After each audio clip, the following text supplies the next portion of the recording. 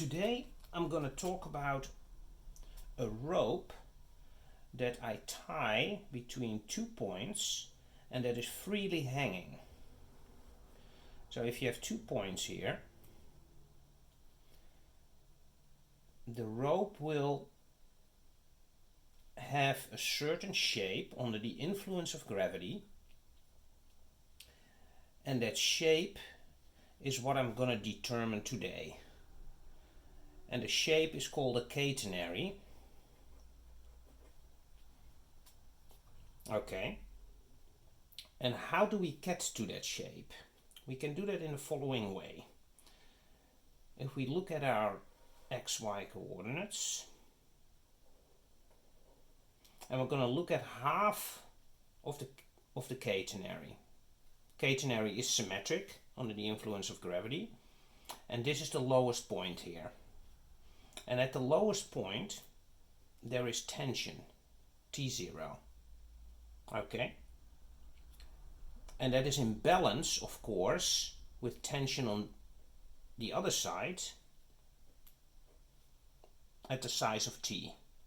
Okay? So here we have T at an angle alpha.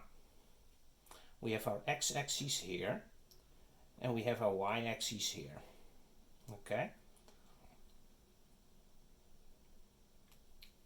And there needs to be a balance. If these are 2 fixed points and the rope is in between, hanging freely under the influence of gravity, hanging freely between those points. Okay? So you have a force or a tension here, that needs to be in balance with T0 here. So this tension needs to be in balance with T0 here. And then there's obviously gravity working its way downwards from here. And gravity is nothing more than the mass times g. Okay? So now let's write down the balance of equations that we need. So we have T0, okay, that needs to be in balance with T over here times cosine alpha. Okay? The same for the y direction. T sine alpha needs to be in balance with, so that's this force over here, this tension, and that needs to be in balance with m times g. And m is the mass of that piece of rope. And we're going to call that lambda, where lambda is the mass per length. So lambda times g times the length of the rope. So it's lambda times g times s needs to be in balance with t sine alpha over here. Okay? So now we can work this out a little bit more, and we can divide this equation by this equation. And that gives you the following. T sine alpha over t cosine alpha, which is nothing more than the tangent of that angle alpha here. And that's dy dx, of course. Yeah. And that's nothing more than lambda times g times s over T0. And to make it a little bit easier, we're going to insert a. We define a as T0 over lambda times g. Okay? And if we do that, we get s over a here. So s over a equals dy dx. And that's our first equation. Okay? So now we have a relationship between the tangent, dy dx, the length of the chord between these 2 points, s and a. Okay? Now we can also take a look at what s actually is. We take a small piece of rope here, and we just use the Pythagorean theorem with dy and dx over here, and then we have ds over here. So what we can say is ds squared is dx squared plus dy squared. Okay? Now we can come up with an expression between ds and dx. So we can say ds over dx, for instance, and that's nothing more than 1 plus dy over dx squared, and we take the square root of that, right? We just rework this into this equation over here. We can rework this a little bit more. We're going to invert this. We're going to make dx over ds. And we're going to say that's 1 over 1 plus dy over dx. But that is s over a. Okay, so this will be s over a squared. And we can rework this a little bit more out. And we make this into a over the square root of a squared plus s squared. Okay, and that's our second equation, and that's dx over ds. That's going to be important. We can do the same for y. We can say ds dy equals 1 plus dx over dy squared.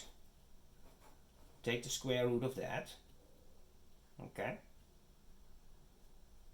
And that's nothing more than, using this equation here, a squared over s squared plus 1 and the square root of that, okay? And now again we can rewrite ds dy into dy ds. That's going to be 1 over 1 plus a squared over s squared, and that can be reworked into s over s squared plus a squared, and there the square root of, and that's dy ds. And that's our second important equation. So now we have two differential equations essentially, one in y with as a function of s and one in x as a function of s. And we can integrate those out. So we can start, for instance, with dy ds. Dy ds, I write it down one more time, is s over s squared plus a squared, square root thereof. We can integrate that, and we integrate that into ds, s over s squared plus a squared. And once we do that, we get y equals the square root of a squared plus s squared. Okay, that's the relationship we now have for y. And we can do the same for x by using this one. So we can integrate x, which gives us x, right? And then we need to integrate this one, a squared plus s squared, and that gives you, if you do the calculation, a times arc sine hyperbolic. It's just a standard equation you can look up in a table, and you get this. So that's x, and we can rewrite this into s, right? We can take, so x equals a arc sine hyperbolic, so x over a equals arc sine hyperbolic, s over a, okay? And now we can take sine hyperbolic on the left and on the right hand side, and that gives us sine hyperbolic x over a, right, equals s over a. And therefore s is nothing more than a times the sine hyperbolic of x over a. So now we expressed s into x, and we can fill that out in here to get a relationship between y and x, because we want to remove s and we want to have an expression that expresses y as a function of x. So we'll do that. We're going to quadratize this one.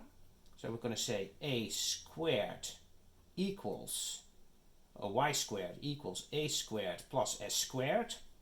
And s squared, we're going to fill this out, which is a squared sine hyperbolic squared x over a.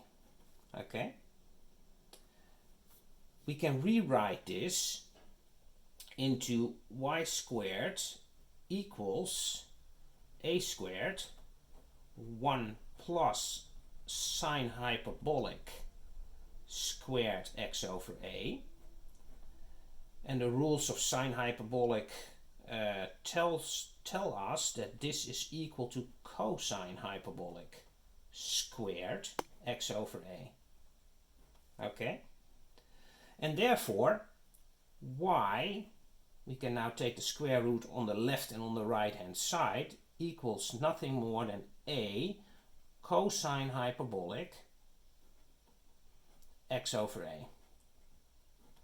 And that's our result we were after. So now we have a relationship between x and y and how the catenary behaves as a function of x. Okay? So y is nothing more than a times cosine hyperbolic x over a. Okay, I think this is great. Also a great place to stop. If you like this video, please subscribe and please like. And I'll see you in the next one.